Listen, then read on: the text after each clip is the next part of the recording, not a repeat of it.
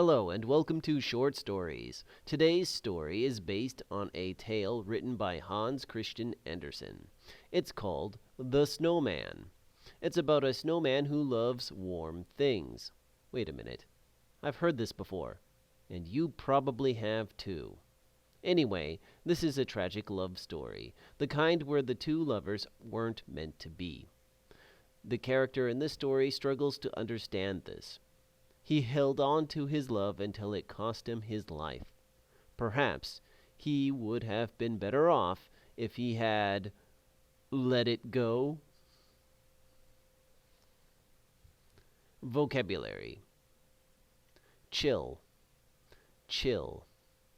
A chill wind blew across the yard. Horse, horse. I'm sorry I can't speak today. I'm a little hoarse. Sparkle, sparkle.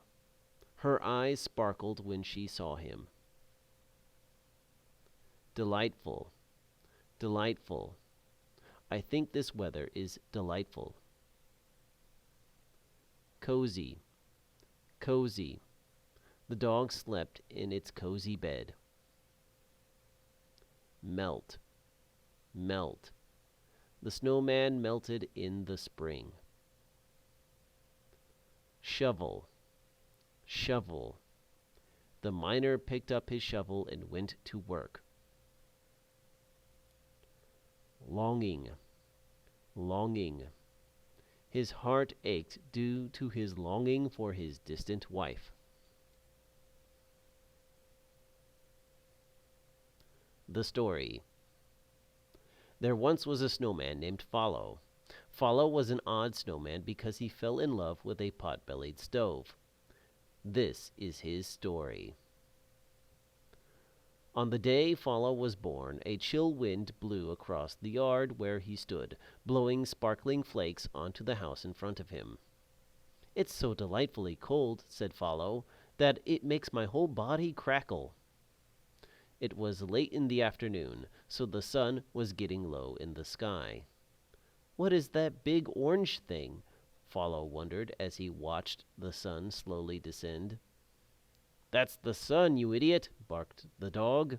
"It'll make you runny if you stare at it for too long. That's what happened to your predecessor. Away, away!" That last part should have been pronounced arf, arf, but the dog was old and hoarse, so his arf sounded like away. "I'd love to learn to run someday," said the snowman, misinterpreting the dog's words. "I would like to move. If I could, I would slide along yonder on the ice, as I have seen the boys do." "Away, away!" barked the dog. "You'll probably run into the ditch by next week. The weather's changing. I can feel it in my bones." The weather did indeed change. Towards morning a thick fog covered the whole area, and a sharp wind arose, so that the cold seemed to freeze one's bones. But when the sun rose, the sight was splendid. Trees and bushes were covered with a hoarfrost, and looked like a forest of white coral. From every twig glistened a white radiance, and where the sun shone everything glittered and sparkled, as if diamond dust had been strewn about. "This is really beautiful," said a young woman who had come into the garden with a young man. They both stood still near the snowman, contemplating the glittering scene. "Summer cannot show a more beautiful sight," she exclaimed, while her eyes sparkled. "And we can't have such a fellow as this in the summertime," replied the young man, pointing to the snowman. "He is capital," the man added as he patted Follow's head. The woman laughed, and then hopped away over the snow with her boyfriend. "Who were those two?" Follow asked the dog. "You really know nothing," wheezed the dog. "That's the young lady of the house and her boyfriend. They are both really kind to me. She rubs my belly, and he gives me bones to chew on. That's why I never bite them." The snowman watched them tread across the snowy field. "I wonder where they are going," he said. "They are lovers," explained the dog. so they will probably live together in the same kennel. Away, away! Follow was silent for a moment before he asked, "Are they like you and me?" The dog coughed and said, "Were you born yesterday?" The snowman replied, "Yes, in fact, I was." The dog growled and said, "Well, I've got years of experience. I know everyone who lives around here. I used to live in this house, you know. That is, until they turned me into an outside dog and left me to freeze out here. Away, away!" "I think the cold is delightful," said the snowman. "But do tell me more about your time in the house." The dog told Follow about his youth. He told him about how the master of the house called him "good boy" and gave him mutton to eat and a warm bed to sleep on. "The bed was right next to the stove.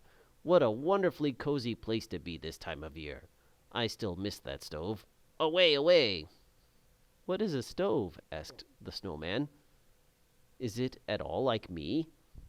The dog coughed and answered, "It is the exact opposite of you. It's black, has a long neck, it eats wood, and fire jumps out of its mouth." "Oh!" exclaimed the snowman. "Take a look for yourself," added the dog. "You can see it through the window." Then the snowman looked and saw a curvy black thing, with fire gleaming from the lower part of it. Follow felt quite a strange sensation come over him. It was very odd. He didn't know what it meant, and he could not account for it. But there are people who are not men of snow who understand what it is. "And why did you leave her?" asked Follow, for it seemed to him that the stove must be of the female sex. "How could you give up such a comfortable place?" The dog slumped onto the snow and said, "I was kicked out for biting the master's youngest son." But Follow was no longer listening. He was looking into the room, where the stove stood on its 4 iron legs, looking about the same size as the snowman himself. "What a strange crackling I feel within me," he said. "Shall I ever get in there? It is an innocent wish, and innocent wishes are sure to be fulfilled. I must go in there and lean against her, even if I have to break the window." "You must never go in there," growled the dog. "If you get too close to that stove, you'll melt away. Away!" "I might as well go," said Follow, "for I think I am breaking up as it is." Follow stood there all day, looking in through the window. And in the twilight hour the room became even more inviting, for from the stove came a gentle glow. This glow was not like the sun or the moon. No, it was the bright light which only gleams from a stove when it has been well fed. When the door of the stove was opened, the flames darted out of its mouth. The light of the flames fell directly on the face and breast of the snowman with a ruddy gleam. "I can endure it no longer," he exclaimed. "I think she's calling out to me." The next day was just the same. The snowman just stared longingly at the warm stove inside the house. "Oh, God," grumbled the dog, "that idiot snowman is in love." "You really must introduce me to your friend, dog," pleaded the snowman. "You're sick," replied the dog. "I was sick with this kind of disease once, but I got over it, and so will you. Away, away!" The dog coughed and wheezed a little before adding, "The weather's going to change soon.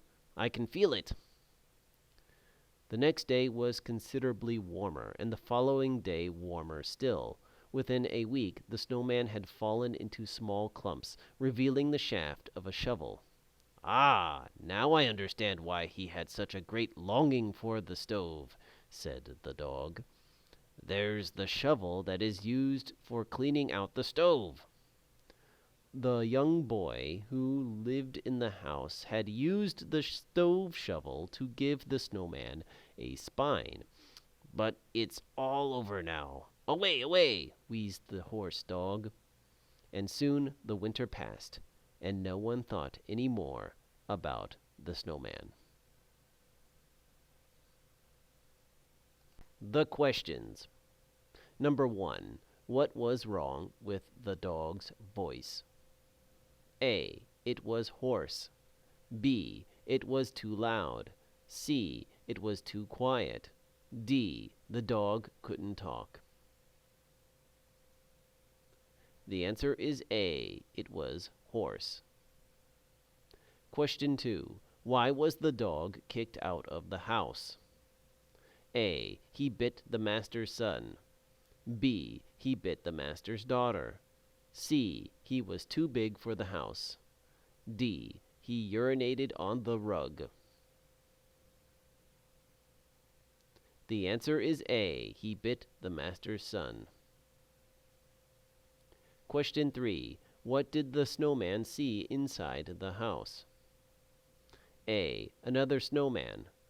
B. Another dog. C. A pot-bellied stove. D. Santa Claus. The answer is C. A pot-bellied stove. Question 4. What was hidden inside the snowman?